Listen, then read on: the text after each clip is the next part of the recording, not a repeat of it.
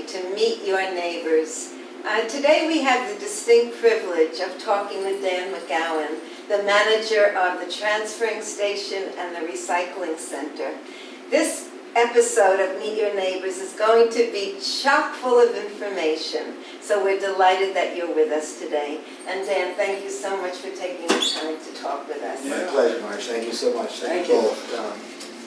So Dan, I'm going to start off by saying that so many of us really don't know how to recycle. You suggest that if in doubt, throw it out.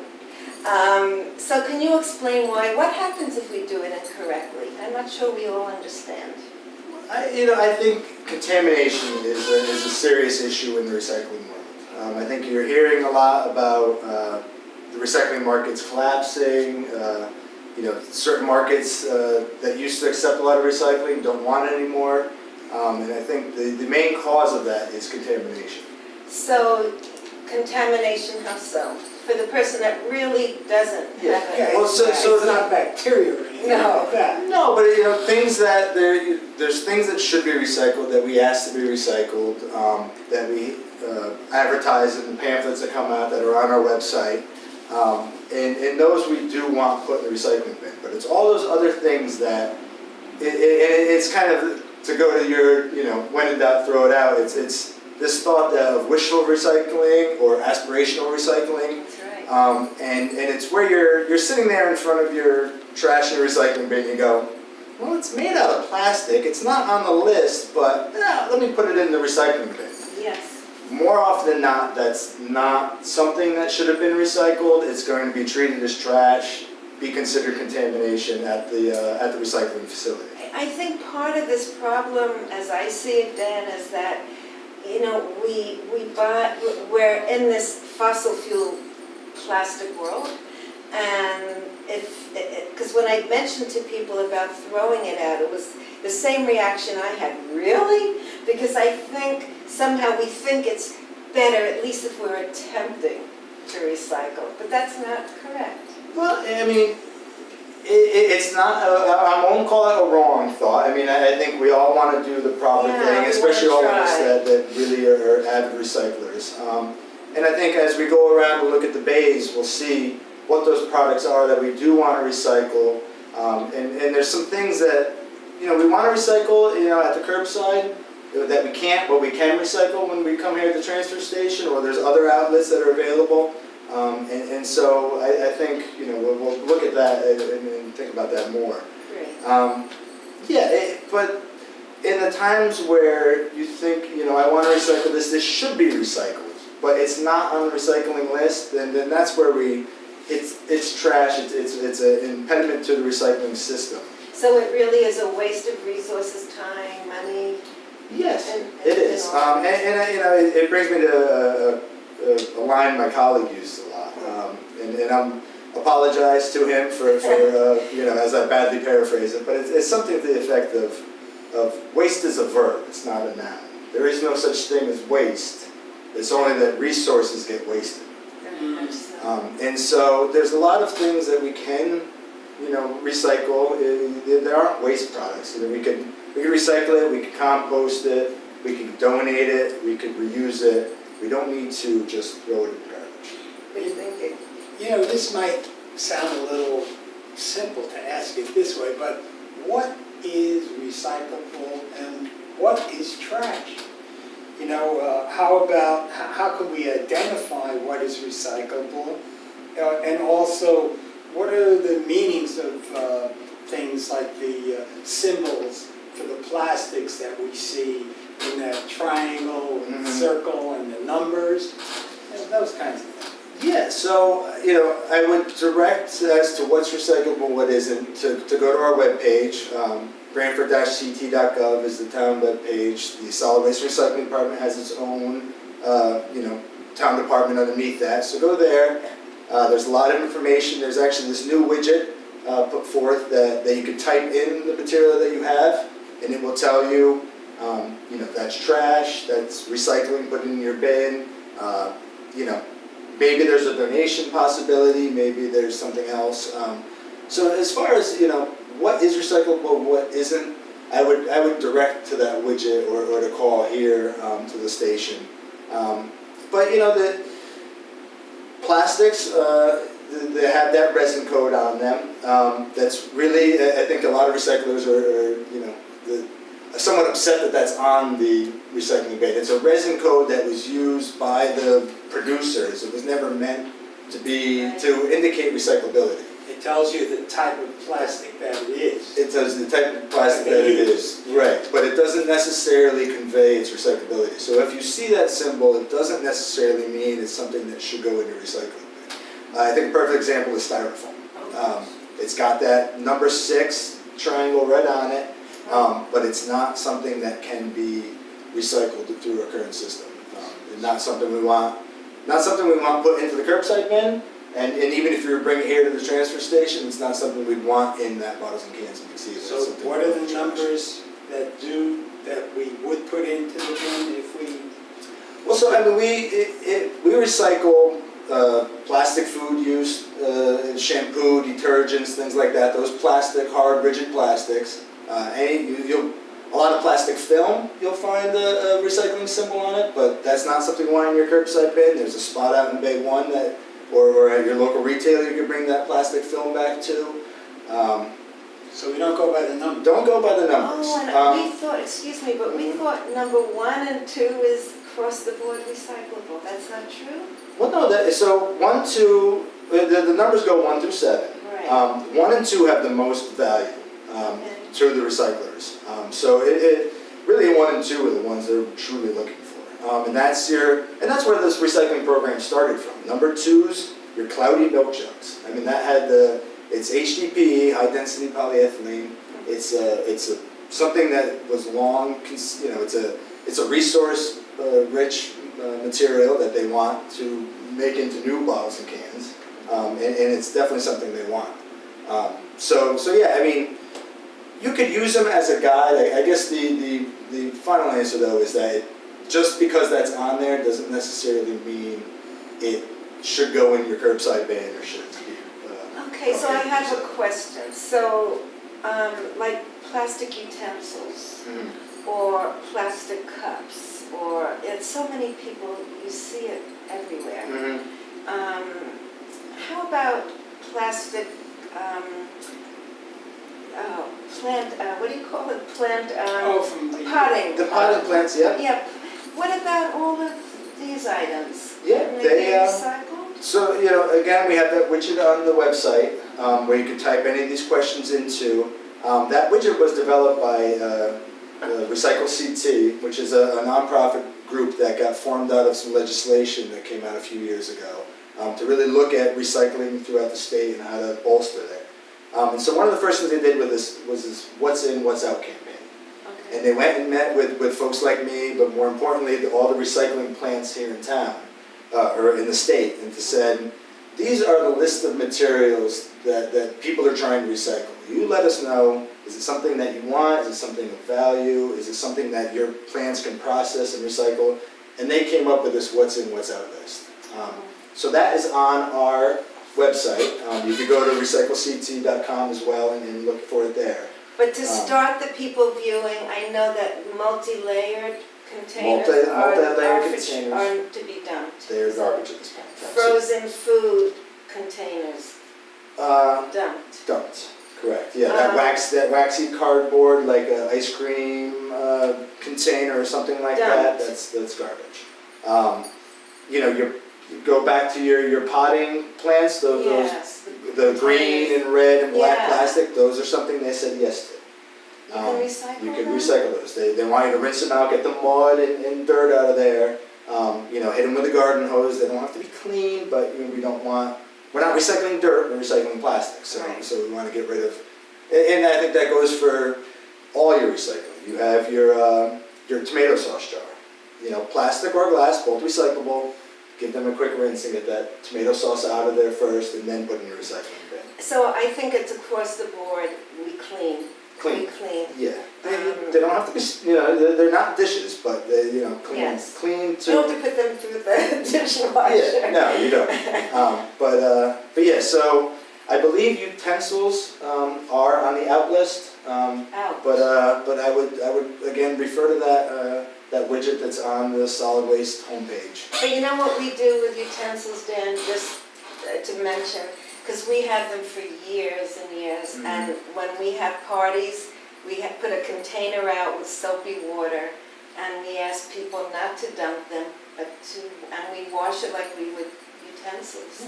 And we use, reuse, reuse. That's fantastic, and that goes to the solid waste hierarchy that exists. Yeah, can you tell us about that solid waste Absolutely. hierarchy? Yeah, you probably remember this from grade school. It's been the 3 R's. Reduce, reuse, recycle. So number one, reduce the amount of waste you make in the first place, the amount of materials. If you don't need the bag, say no to the bag. Right. If anything, if you don't necessarily need it, go ahead and say no to it. Reduce, reuse. If it has a secondary life, if you could, give it another use, whatever that might be. I see all these cool Pinterest things of what people are doing with pallets and whatnot. Right. There's a lot of reuse that can happen, and then third is recycle. And so those are your top 3 layers of the solid waste hierarchy. After that, there's composting. There's just capturing. All the trash here in the state goes to waste energy. So instead of landfilling, instead of taking up space, it all gets used at a burn plant that creates electricity. So that's further down the list, obviously.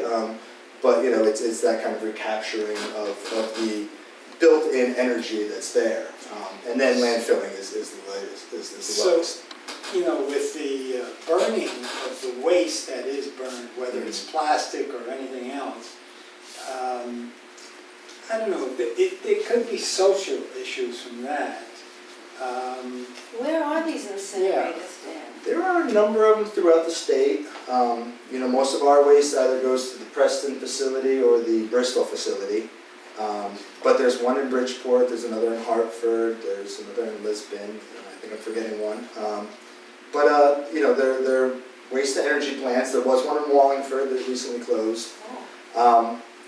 They are held to a very strict environmental standard. They have scrubbers, airbags, filters, a lot of things to reduce the amount of pollution that they create. But they certainly have their, they are burning, they are making smoke, they're doing their absolute best to clean that, but there's certainly here. I'm sure there's some level of something, and there's ash that gets created. It greatly reduces, but it doesn't vanish. So that ash needs to be landfilled. And methane, and all the toxins from the burning of the plastics. It doesn't sound like a solution, for sure. Not a total solution. No. I personally rank it a lot higher than landfilling and taking up good open space, and that's where you get a lot of your methane release, is that stuff just decomposes naturally, and just new landfills have methane, ways to capture the methane, to treat the stormwater and whatnot, but it's higher up on that solid waste hierarchy than landfilling is the waste energy, we're a very small state that makes a lot of garbage, a very heavy populated state, and so we have to, come up with ways to deal with the amount of waste that, hopefully people will reduce the amount they make, but in the meantime, we need to figure out. And I think that's a whole other topic about the Yes, that because is. We can go into a whole topic of economic injustice. We're not going to do that today. No. But I don't see it as a solution, especially for these towns that have these incinerators. But at the present, it carries seems like a better solution than, putting it directly in the earth is not No, a solution. no. So we have to eventually. Winds up in the groundwater and stuff like that. Again, the best solution is to reduce that amount you ever made in the first place. To take the material that you create and don't put it into the trash pile, put it into the recycling pile, the various recycling piles. Take your food waste, do home composting. There's a push in the state. They just opened up an anaerobic digester to deal with food waste and organic waste that does really Wonderful. a much better job of environmentally handling that waste. That's great to hear. You know, and something that the town consistently keeps its eye on as an option. Not anything that's available now, but you know, something hopefully down the road that we could entertain and have. Great. Yeah, that we care and that we'll move forward with integrity.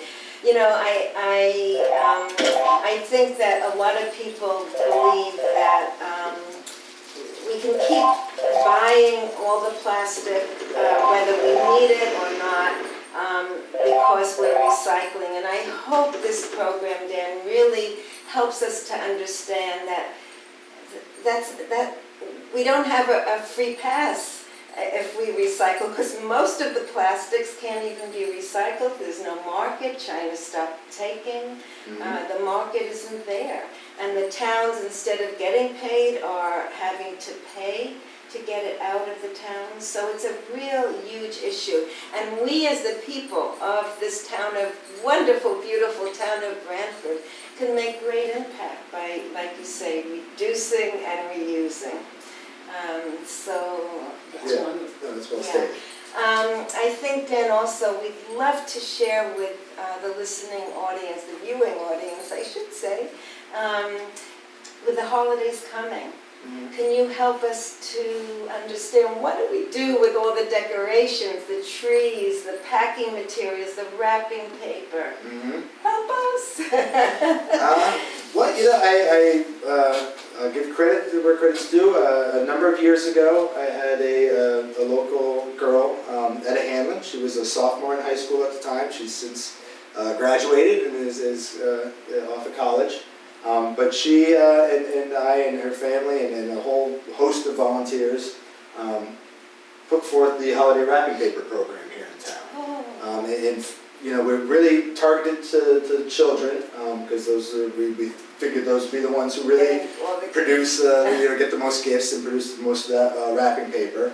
But it's a program where we try to educate folks that all that wrapping paper, the paper products, you know, there's the foil wrapping paper and mylar wrapping paper that's still not paper, so we want that in the trash, but it's something that we want to keep segregated from our holiday trash, and you put that out the curb with your, you know, your regular recyclables and get collected. Good. What about the boxes? So the box board that your shirts and whatnot come in.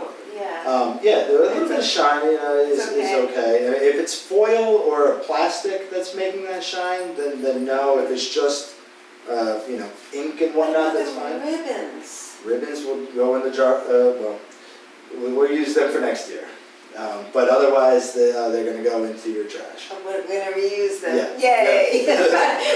I even reuse the wrapping paper. Yeah. I try to carefully take it apart to reuse. You know, this again goes back to reuse versus recycle being the better option. So anytime you could put something through a second life than throwing it away or recycling it, that's certainly what we're aiming for. But yeah, your box board, your envelopes, your gift cards.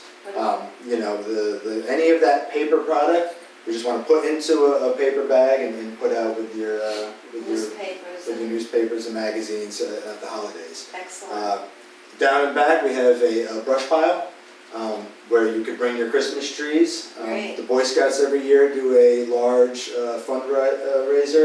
fundraising drive where they will come around and pick up your Christmas trees. That information will be on our website when the time comes. So all those Christmas trees get made into the mulch that you can put around your gardens and whatnot.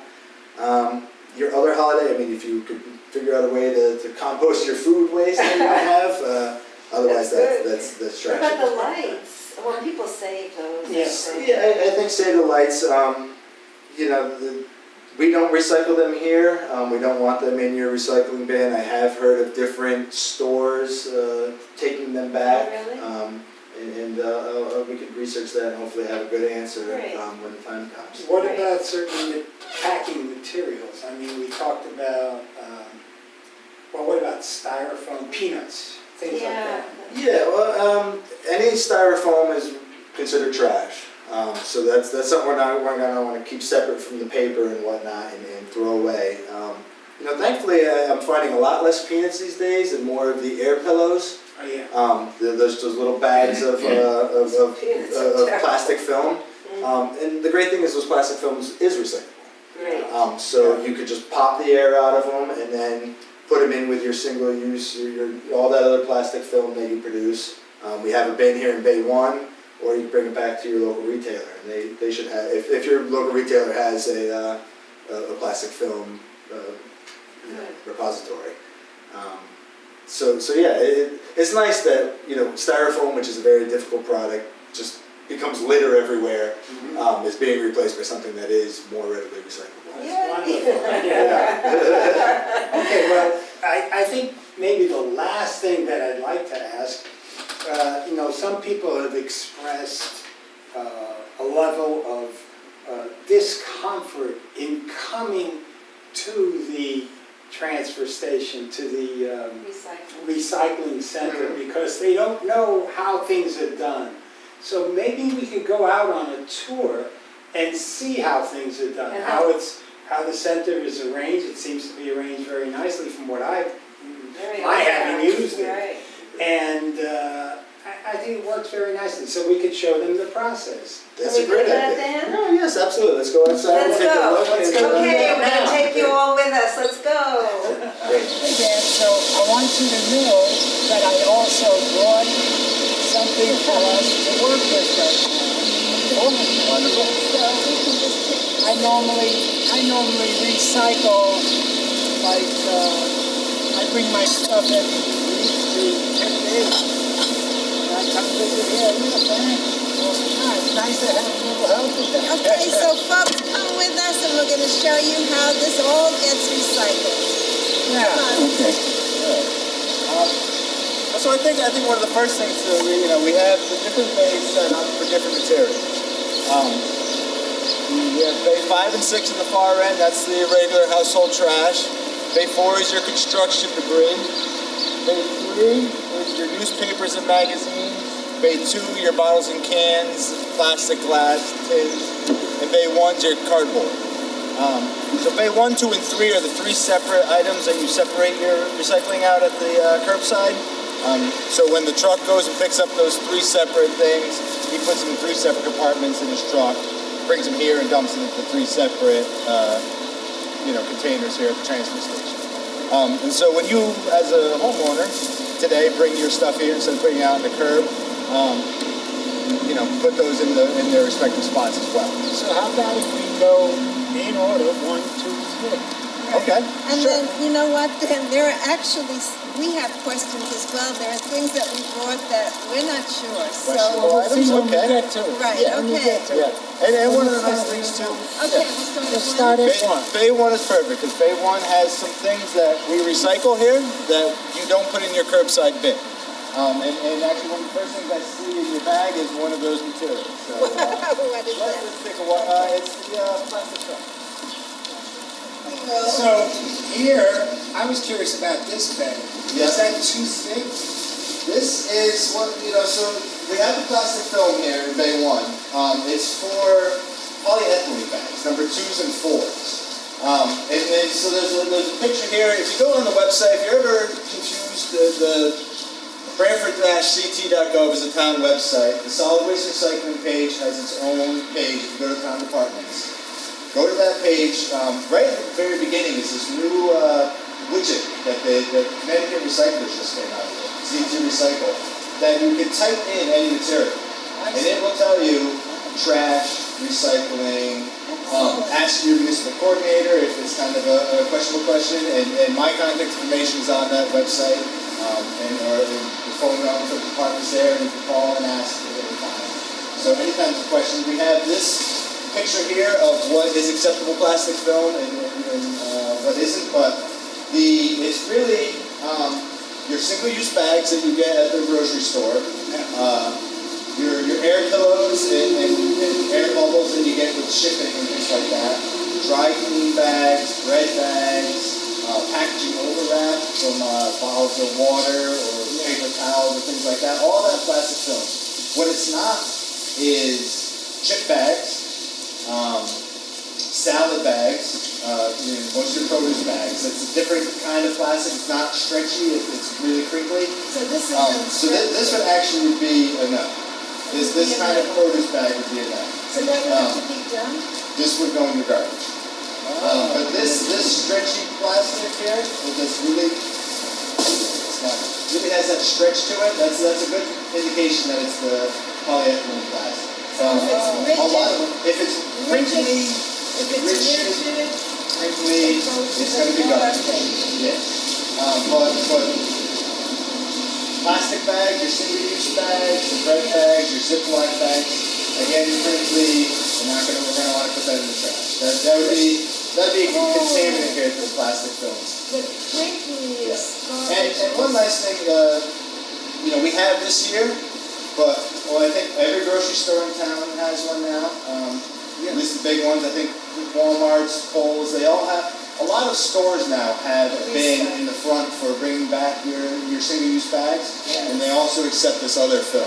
And as you know, Dan, in Branford, we're trying to ban the single-use plastic bags. So Right. that's going to help us all. Well, that would mean I'll have to empty this a whole lot. Right. But there are, it's not just the single-use bag. That's one component of what comes in here, but it's all that other, the mantra is beyond the bag. It's beyond that single-use bag, so you'll still get all that stuff you get from your air pillows. You'll still get your bread bag.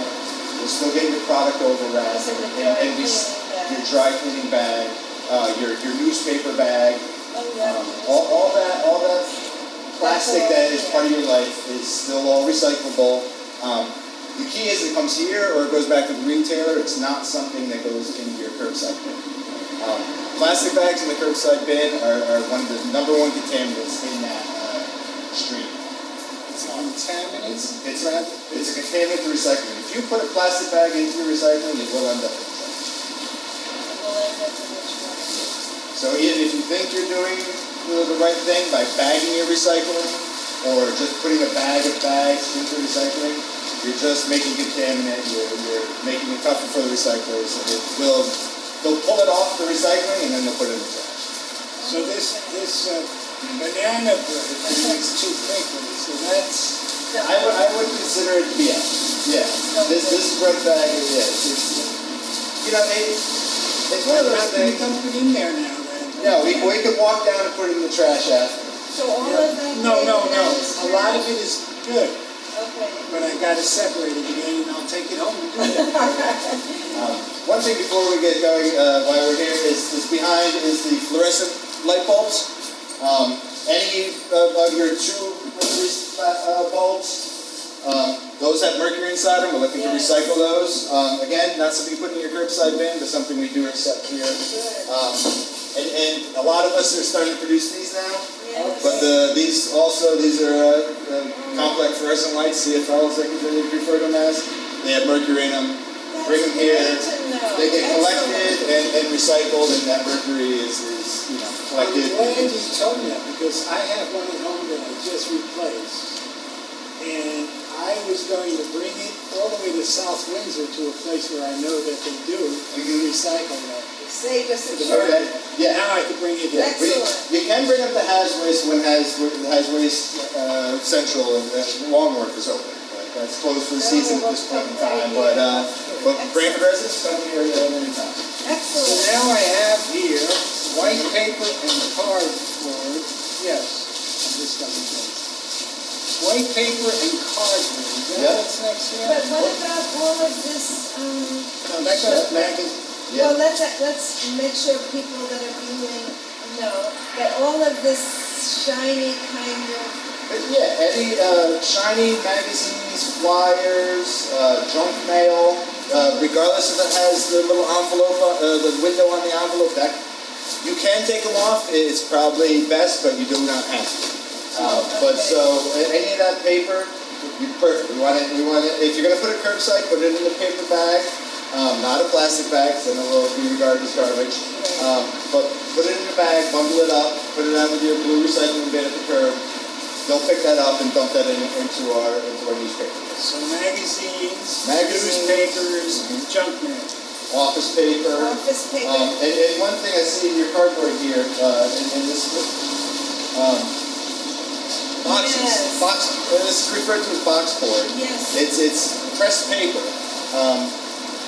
Comes in so many things for packages. Crackers, Yes. cereal, So that goes with cardboard. this goes with your newspaper.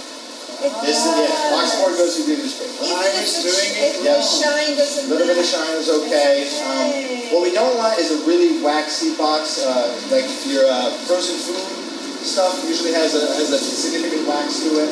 That's fine to come in and do. But that is the wax they can't quite deal with, so that would be. So all of our box stuff that has sort of a cardboard feel inside, or waxy on the outside, goes with the newspaper. Put it in the newspaper. Fantastic, Yep. let's do it. Right. Let's do it. Yep. And that a box again another box board box. It has the little Not a envelope problem. window, but that's okay. Wonderful. Okay. And again, we just if we're gonna put it out to the curbside, we're gonna want it in a paper bag and not a plastic, Wait, I or know, bundled in a string. I'm going backwards a little bit. This Yep. is sort of stretching. That would be the number 2 and 4 plastic that would go into the bin. Okay. Okay, So what happens over here? This is our cardboard compact. Well, that's the box board. So we usually have a cardboard box around here. I don't see any in there. Corrugated cardboard is a 3-layer cardboard. So it's got the 2 outer edges and then the wavy line in between. Yeah, That's yeah. corrugated cardboard. That's the cardboard when we say to separate your cardboard at the curbside. To separate your cardboard here, it's the actual cardboard boxes that your Amazon things come in, and your other e-commerce things come in, that your TVs and whatnot come in. And people can just They dump come it in here, into it's a compactor that goes into the container here, crushes it all, and so if you move, you have a lot of cardboard, bring it to us, put it into the bin. I think the only request we have is to empty the styrofoam out of it, all that, everything that's not cardboard. I mean, this is a strictly cardboard dumpster, and so anything that's not cardboard, we don't want it. Had it been also in the past, was it white paper? White paper did go in here at one point, yes. Oh, so that's now. The office paper has danced around a little bit. At one point, it had its own separate container. At one point, it went into here. Now we ask that it just stays with the rest of the Oh, paper. that's why I was getting ready to dump that. Now I know. I just Yeah. learned. Great, and I have a question That's about it. office paper. Mhm. I thought originally it was only the white paper, but what about if it's the same kind of paper but it's colored? Yeah, in with your newspapers and magazines. Yeah, at one point, Oh, the white office paper has the most value to the recyclers, but all paper has some value, and so we try to collect that and separate it from everything else. So yeah, the one thing I would say is they say not to shred your paper if you can avoid it. Because really? when they recycle it, they bring it back into pulp and they make it into new pieces of paper. Right. And those fibers, as long as they can be, have the most value. And so when you shred, you cut all those fibers. And so you're degrading the value of the paper. But we have to weigh that against. Obviously, if you have personal security issues, then yes, by all means shred. And then actually, these days they say shredded paper should just go in the trash. When they get to the recycling plant, the bags open up, the shredded paper flies around like confetti, and it really becomes a breathing issue for folks working at the plant. It ends up not making it through the system to the paper. I think we learned a lot of new things so far. Ideally, do not shred your paper. Obviously, shred your paper if you have to because of security concerns and whatnot. But, Wow, and so all the shredded paper that we are doing for security say we now have to dump it. goes into the trash. Yep. Okay, there's a lot of, Yeah, how do we do this? I'm not sure. I think I don't have any training. Okay, so All right. cardboard compactor, corrugated cardboard only. We're going to now move down to bay 2 and 3 where the rest of our bottles and cans and whatnot go and our newspaper. Great. Okay. Great. So now we're going to base 2 and 3. One's for bottles and cans and the plastic, and 3 is where the newspaper goes, and that's where the trucks dump into. But in an effort to get it where you don't have to come near this deep edge, We had these tip carts built. This one is your bay 2, your bottles and cans, plastic, glass, metal, and newspapers and magazines for all that paper product we talked about before. So we're gonna dump it there. Yeah, so when you're a resident, you just come here, dump your bottles and cans into here. So here we have a whole lot of plastics go right in there. Your drink and juice and milk and everything, these bins, these are fully recyclable. Put those in with your bottles and cans. A lot of times you find these in with the newspapers, but they really should. They're containers, they're juice containers that are meant to go in with bottles. And does it help you if we do this, if we crush it? Absolutely, because the truck's going around. He has limited space in his truck, and so anytime we can eliminate just driving around with air, wasting that and resources doing that. And then another crush. question. Yeah, absolutely. Okay. So we are taking off the tops because you believe that you told us in the past that they're not recycled, all lids. Excellent point. Yes, no, thank you for that. All these little lids they don't make it through the recycling process. They're technically recyclable. They're plastics that could be recycled, but within the system they fall through the screens and whatnot, and they get mixed into the trash, and they end up being trash. So they're better off just going directly into the trash. And what about if it's a lid, like we had this big? here. Oh, that's it. How about a large plastic lid? A large plastic lid could go in. Yeah, so if you had a margarine tub or something like that, those larger lids, you could put into Wonderful. the Okay, so just a small one. Yeah. So yeah, all this great stuff. Glass would go in there. I will say the one caveat about glass is it's not. Sometimes we find windows in here or things of such nature. This is just your bottles, your food glass, and the same with plastics. Food beverage plastics, not your old pool chemical plastics, not your motor oil plastic. Those things they're too dirty, they're contaminated, they have hazardous chemicals in them. We want those to go in the trash. How about a heavy aluminum?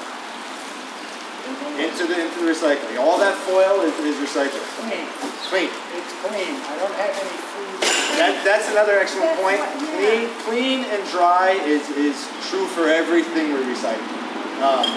So rinse out your containers, pizza boxes in the cardboard. They're a yes unless they're heavily soiled or greasy. Take the food out, take the liner out, but that just cardboard box that remains, if a little greasy is fine, but a heavily soiled one. What I do, the bottom is heavily soiled, but the top is clean. I'll rip it in half. One goes, the soiled part goes in the trash, the clean part goes in the recycling.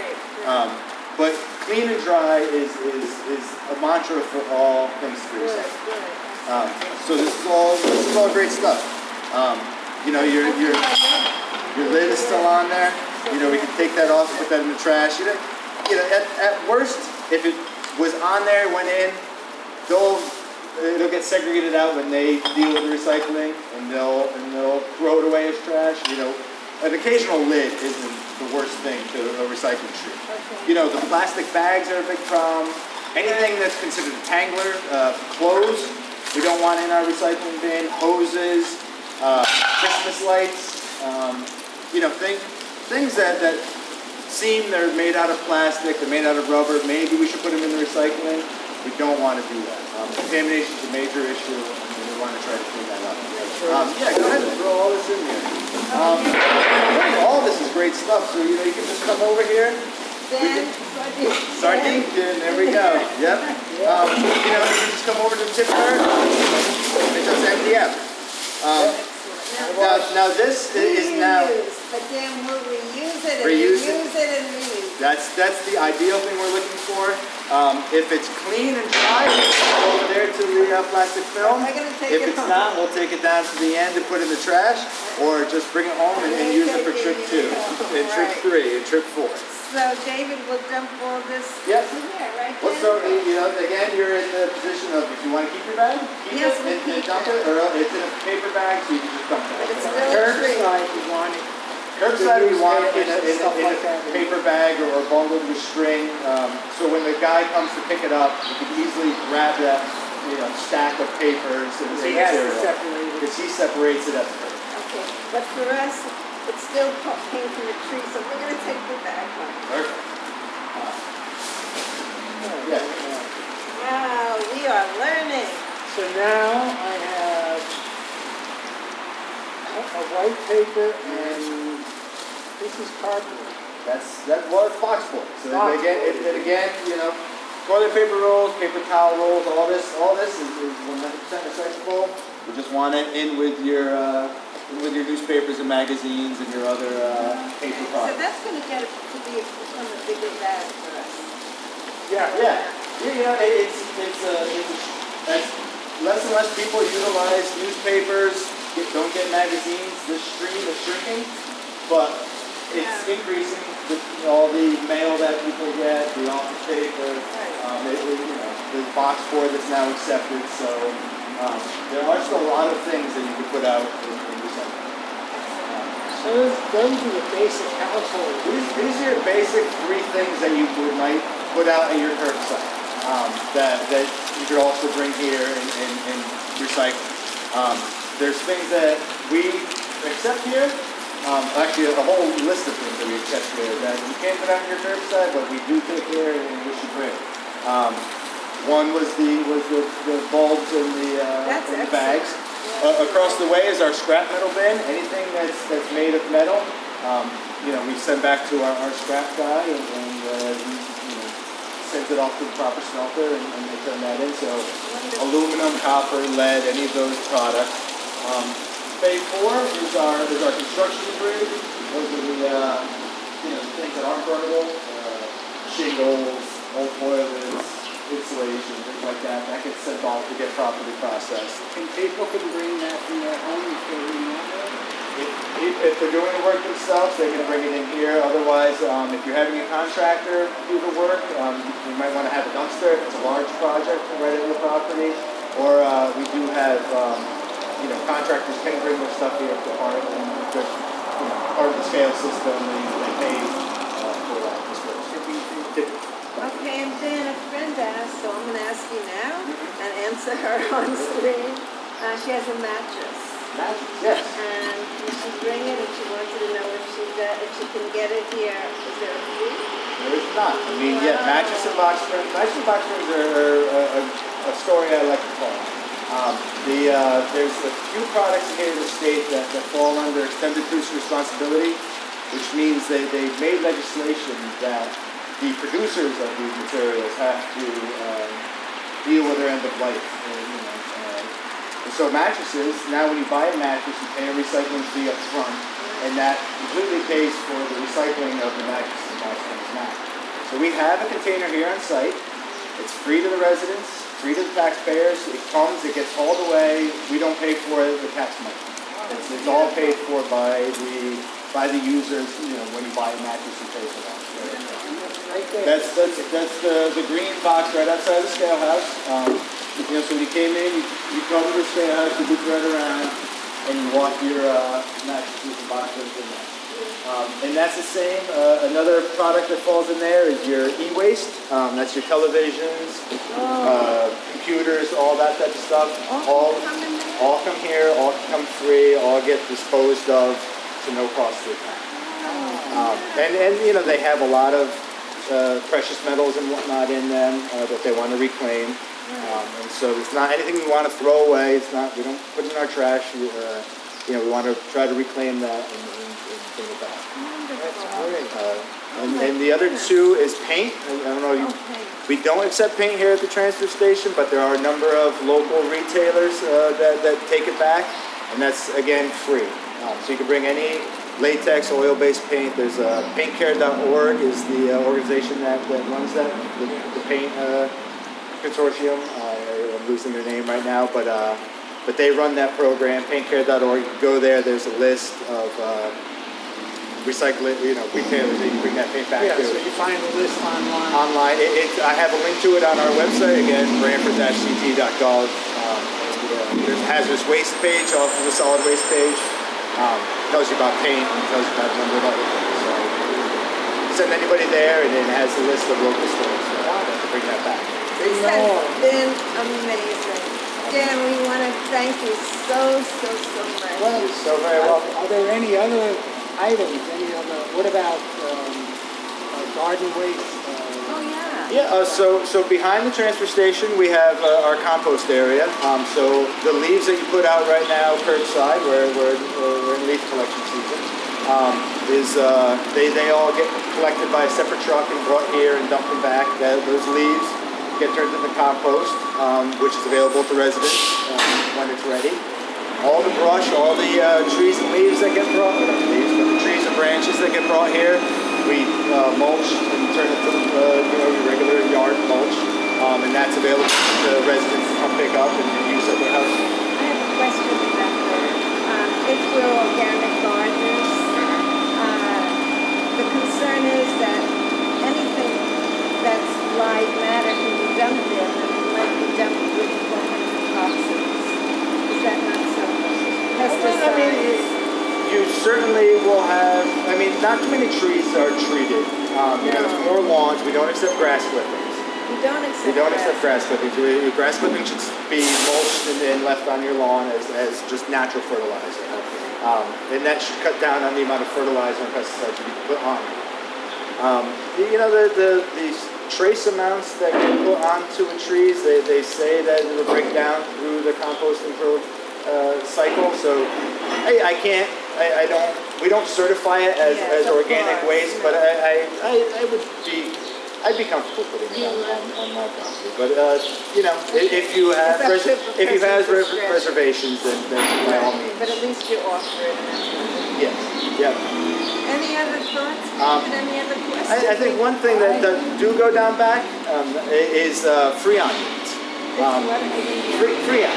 Oh, So if you have an air conditioner, a refrigerator, a freezer, a dehumidifier, we take those, we accept all those free from residents. Everything here, you need a resident sticker to come in or a trip pass, and for a resident, then you could just deposit all your material for free. But we take those, we put them down back. A certified company comes in and takes the refrigerant out, so it doesn't become a hazard to the ozone and everything. And that all gets properly recycled.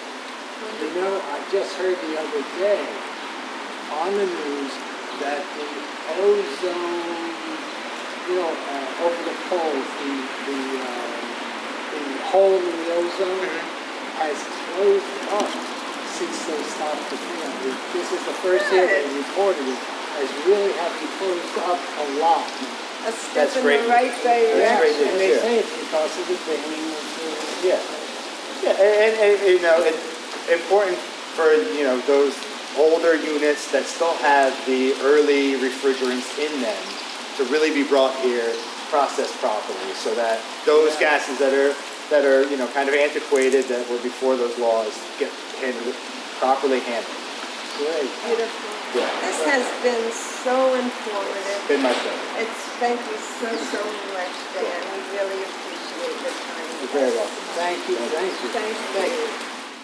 This is our back area here. So if you were to come down the back, you had to get rid of some leaves or brush, or you wanted to pick up some of our compost or our mulch. You come down. We have the brown garage. It's really used a lot for storage. One thing I will point out is the Freon units we discussed. About 2/3 of the way down there.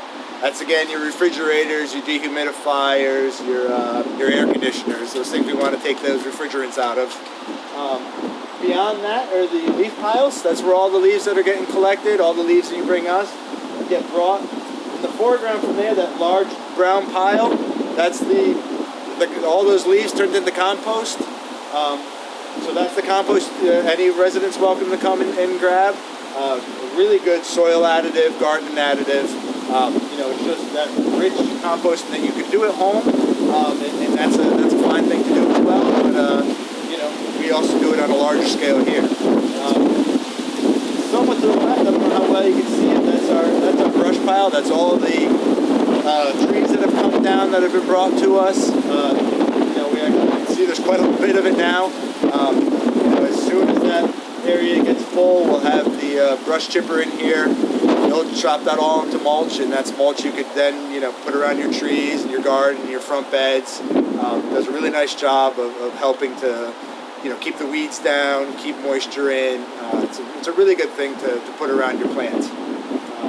And so that's all here in the back and available for residents to come use.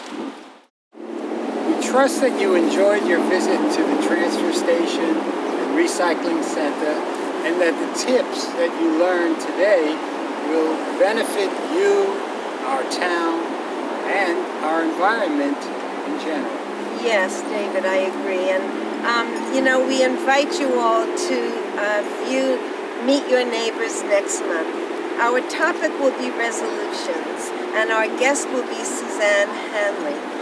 She is a very experienced and knowledgeable Tai Chi instructor. She teaches all along the shoreline, as well as right here in Branford at our Canoe Brook Senior Center.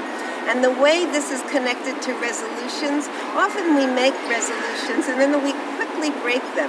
We believe that these tips that Suzanne is going to teach us, we're going to stick to, because the different exercises that are so simple are going to help us maintain and increase our body strength, our flexibility, and our balance. And also, she's going to teach us ways of walking on ice that will diminish our potential for falling. So I think we'll be very motivated to do these exercises at home. And in the meantime, we wish you a joyous, healthy, and peaceful New Year. Yes, and whatever holiday you are celebrating in December, may it be love-filled and joy-filled. Thank you. Blessings to all. Peace on earth. Peace. Bye-bye. Bye.